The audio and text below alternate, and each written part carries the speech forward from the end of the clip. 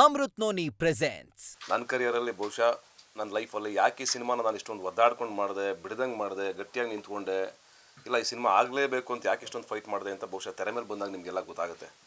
ಯಾಕೆ ಅವ ಬರ್ತಾನೆ ಹೇಳ್ತಿದ್ರು ನನಗೆ ಪ್ರೊಡ್ಯೂಸರೇ, ಸರ್ ಬಿಟ್ಬಿಡಿ, ಮುಂದಕ್ಕೆ ಹೋಗಿ, ಅಯೋಗ್ಯ ಇದೆ ನಿಮಗೆ, ಇನ್ನೊಂದು ಸಿನಿಮಾ ಇದೆ, ಯಾಕೆ ನಮಗೋಸ್ಕರ ಒದ್ದಾಡ್ತಾ ಇದ್ದೀರಾ, ನಮ್ಮ ಹಿಂದ್ಗಡೆ ನಿಂತಿದ್ದೀರಾ, ಬೇಡ ಬಿಟ್ಬಿಡಿ ಸರ್, ಮುಂದಕ್ಕೆ ಹೋಗಿ ಸರ್, ಸಾಕು, ನಿಮ್ಮ ಜೀವನ ನೀವು ನೋಡಿ ಸರ್, ನಾವು ಹೆಂಗೋ ಕಟ್ಕೋತೀವಿ ಲೈಫ್ನ ಅಂತ. ಬಟ್ ನನಗೆ ಅದನ್ನು ಮಾಡೋಕ್ಕೆ ನಾನು ರೆಡಿ ಇರಲಿಲ್ಲ. ಬಿಕಾಸ್ ನನ್ನೊಬ್ಬನ ಜೀವನ, ನನ್ನ ಲೈಫನ್ನು ನೋಡಿಕೊಂಡ್ರೆ ಯಾರೋ ಈ ಭೂಮಿ ಮೇಲ್ಗಡೆ ಎಲ್ಲ ಸ್ವಾರ್ಥಗಳಾಗ್ಬಿಡ್ತೀವಲ್ಲ.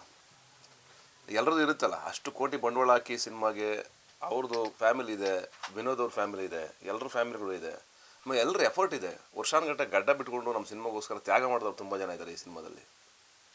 ಗುಂಡಣ್ಣ ಆಗ್ಬೋದು, ಯಶ್ ಶೆಟ್ಟಿ ಆಗ್ಬೋದು, ಸಂಪತ್ ಆಗ್ಬೋದು, ಎಲ್ಲ ಪಾತ್ರಧಾರಿಗಳು ನಮಗೋಸ್ಕರ ಟೈಮ್ ಕೊಟ್ಟು, ಡೆಡಿಕೇಶನ್ ಕೊಟ್ಟು ನಮ್ಮ ಸಿನಿಮಾದ ಭಾಗ ಆಗಿದ್ದಾರೆ.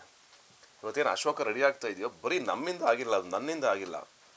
ನಾನು ನಿಂತ್ಕೊಂಡೆ ಅಷ್ಟೇ, ಎಲ್ಲರೂ ಮಾಡೋಣ ಈ ಸಿನಿಮಾ. ಯಾಕೆಂದರೆ ಲಾಸ್ಟ್ ಫೈಟ್ನ ನಾವು 15 ದಿವಸ ಶೂಟ್ ಮಾಡಿದ್ದೀವಿ, ಒಂದೇ ಫೈಟ್ನ ಫಸ್ಟ್ ಶೆಡ್ಯೂಲ್ ಶೂಟ್ ಮಾಡಿದ್ವಿ. ಆ ಫೈಟ್ ನೋಡಿದಾಗ ನನಗೆ ಅಷ್ಟು ನೆಕ್ಸ್ಟ್ ಲೆವೆಲ್ಗೆ ಬಂದಿರೋ ಫೈಟು, ಅಷ್ಟು ಚೆನ್ನಾಗಿರೋ ವಿಜುವಲ್ಸ್ನ ಹೆಂಗೆ ನಾನು ಬಿಡೋಕ್ಕಾಗುತ್ತೆ ಈ ಸಿನಿಮಾ?